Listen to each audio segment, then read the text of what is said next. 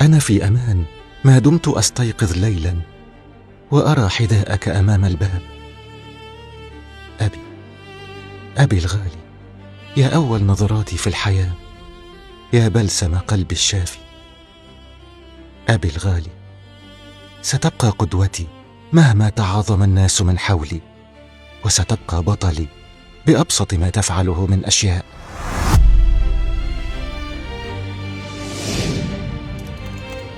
الشهيد عمرو أسامة استشهد بتاريخ 3/8/2022. كانت من ضمن العمليات اللي احنا كنا مشاركين فيها في العملية الشاملة مطاردة والقضاء على العناصر التكفيرية. الشهيد البطل عمرو أسامة قبل ما يكون زميلي كان ابن خالتي. خدنا القوات المسلحة مع بعض سنة 2016. قعدنا سنتين مع بعض في كتيبة واحدة في عنبر واحد، وقبل الكتيبة التحقنا في معهد ضباط صف المعلمين سوا، واتخرجنا والتحقنا بالكتيبة 103 صاعقة. إخوتي، أنتم ظلي الذي آوي إليه في همومي وأحزاني. أنتم نعمة من الله سبحانه وتعالى علي. أنتم تحلو الحياة بكم. أنتم حمايتي وظهري وسندي. أنتم مصدر سعادتي في الحياة، فاللهم احفظهم لي يا رب العالمين.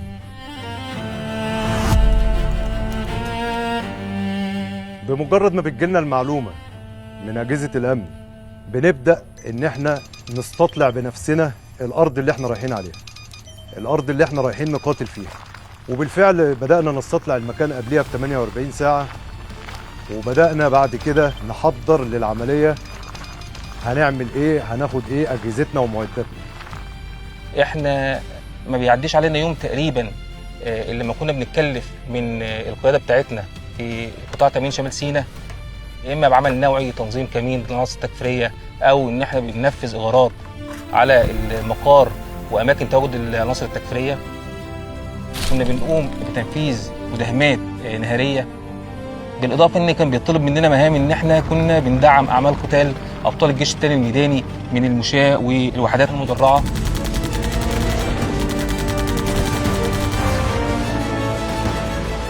وكان من ضمن الصعوبات علينا ان طبيعة الارض اجبرتنا ان احنا يبقى موضوع المداهمة بدل ما هي جوه المركبات بقت سيرا على الاقدام، لحد ما طلعنا للمكان اللي محتمل يكون فيه العناصر التكفيرية. اول ما طلعنا جبل اللجمة بدأ تمييز العناصر التكفيرية. كان القرار ان احنا لازم هنخش المكان ده ونوصل لهم ونفاجئهم سيرا على الاقدام. الاشتباك ده طال مدته جدا، اشتباك عنيف، يعني تبادل اطلاق نار عنيف، لحد ما وصلنا ان بقى ما بيننا وما بينهم بالظبط 30 متر او يمكن اقل. هم سامعيننا واحنا سامعينهم. وقعنا منهم 3 افراد واستشهد البطل عمرو.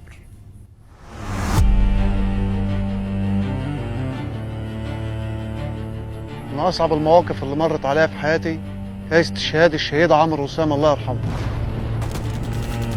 شلت الشهيد على كتفه ومشيت بيه لمسافة 3 كيلو، وكان الموقف صعب جدا لأن الأرض كانت صعبة جدا، وكان في تعامل شديد علينا، وكان في ضرب نار جامد، وأنا شايل الشهيد وما كانش ينفع أسيبه، لأن من تدريبنا اللي احنا ما بنسيبش أي شهيد ورانا خالص. شهيدنا بنجيبه معانا واحنا راجعين. أصعب مهمة ممكن تقابل أي مقاتل هي مهمة إخلاء شهيد، وتماسك الأفراد بعد استشهاد زميل ليهم. لازم يبقوا متماسكين في الموقف ده، وده دور القادة. التعليم في أي مكان بيبقى بالصبر، والتعليم في مدرسة 103 اللي هي الكتيبة 103 كانت بالدم، دم أبطالنا ودم شهدائنا اللي احنا فقدناهم في سينا.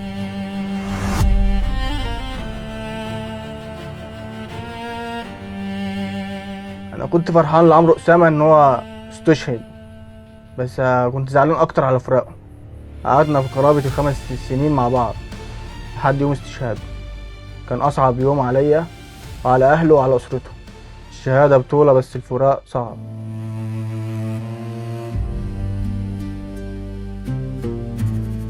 يوم الدفنة في القرية كان معمول جنازة عسكرية كبيرة، كان في حشد كبير جدا من كل من هو كان بيحب عمرو أسامة. كان يوم صعب جدا على أهل القرية لحد ما دفناه تحت. كنت أنا واحد من اللي نزلوا معاه المقابر عشان أودعه.